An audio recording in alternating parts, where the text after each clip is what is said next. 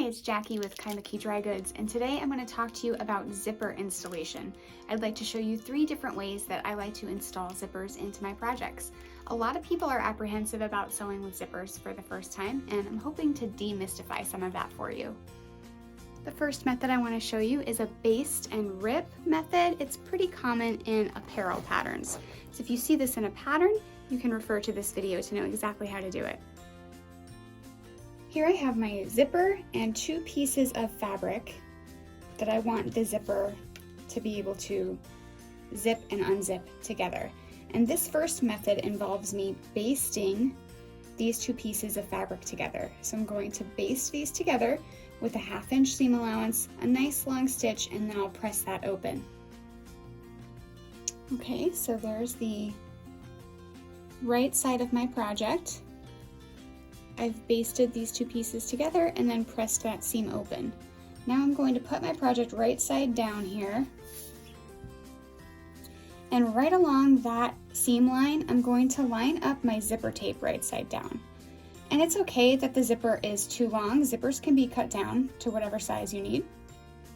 But I want to make sure the teeth are centered along here. So right along that seam, I want to make sure my teeth are lining up there. Now you can pin the zipper in place, or some people like to use Scotch tape because you can just sew right through the Scotch tape and then pull it off. But I'm going to use glue. We have these great Sew-Line glue sticks at the shop, and they work really well for basting zippers. Just make sure you don't get any glue in the teeth of the zipper, only on the tape. And once that's pinned or glued in place, I can take it to the machine and top stitch it in place. Now, if I had a decorative zipper, I could do this on the right side of the project if I wanted to. We have some really nice lace zippers in the store that would be really cute, just top stitched right across there. Okay, so you can see there, all I did was top stitch down, pivot over, and then pivot back up. You can sew right across the teeth of the zipper, and that creates a new stopper for you. If your pattern doesn't call for a zipper this long and you don't need that stopper there, we can just cut that off a bit later, and then zip this down and cut that off at the top and continue with your project as the pattern states. As for now, we need this to open, right? So we're going to take our seam ripper and rip out these basting stitches that we made earlier. Just like that, and then we can unzip this. And now we can open and close this project as we want. And you can, as I stated before, just cut that off the top, and then you'll want to finish this however the pattern states. You'll need some kind of stopper there, because if you cut it off without sewing the next thing to this, your zipper pull will just come right off, and you don't want that. So make sure you are reading the pattern ahead of time and following the instructions there. The second technique is really nice for the insides of handbags. It's a welt pocket. For this technique, I have a main fabric and a facing fabric. And before I attach the zipper, I need to create the space for the zipper to go in this handbag or coat pocket or whatever we're working on. Okay, so here my facing is right sides together with my main fabric. These are Kona solids, so I know that you can't tell what's the right side and what's the wrong side, but they are right sides together. And I've drawn my zipper opening on the wrong side of my facing here. Now I'm going to sew this outside box, and I'll show you what that looks like. After sewing all the way around the box, I'm going to cut out on those interior lines. I'm going to cut these angled lines here right up to the stitching without cutting through the stitching.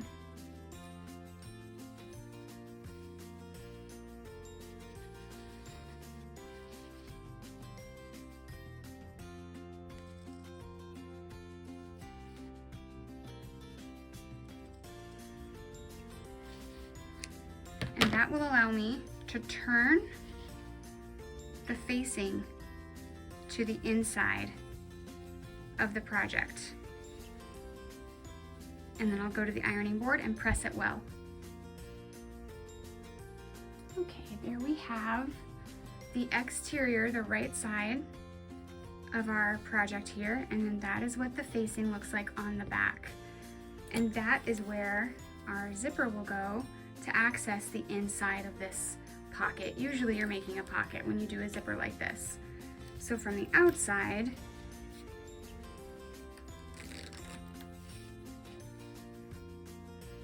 it will look just like that. All we have to do now is baste it into place. I'm going to use glue again, and then top stitch all the way around this opening box here. The only thing you really want to make sure of is that your zipper pull is in the opening of this box when you sew it in. If you sew the zipper pull on the outside of the box, you won't be able to open it.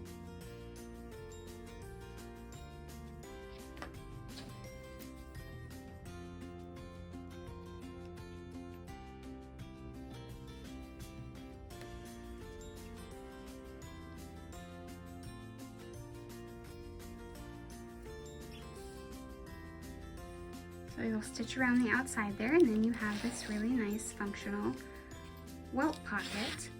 And at this point, you would normally sew the pocket lining to this piece here so that you have the back side of your pocket. And you can put your items in there. And the third technique I want to show you is a fully lined, zippered panel for a variety of projects. I like to make zipper pouches out of these. They make really nice teacher gifts too. You can kind of fill it with gift cards or school supplies. For the fully lined installation method, I have a top and bottom piece of my main fabric and a top and bottom piece of my lining fabric. We're going to sandwich the zipper in between the main and lining fabrics on either side of the teeth. So first I'm going to unzip this zipper all the way and focus on my top pieces. First, we're going to put the zipper right sides together with our main fabric. So there we go, right sides together. Now you can baste that into place if you like, any way you prefer, with thread or glue or pins. But I'm going to skip that step. I'm just going to put this piece now right side down on top of the zipper, which gives me a zipper sandwich, and I'm just going to sew straight across the top there, just like that. And then I'm going to take it to the ironing board and press these away from the zipper teeth, so I'll have something that looks like that.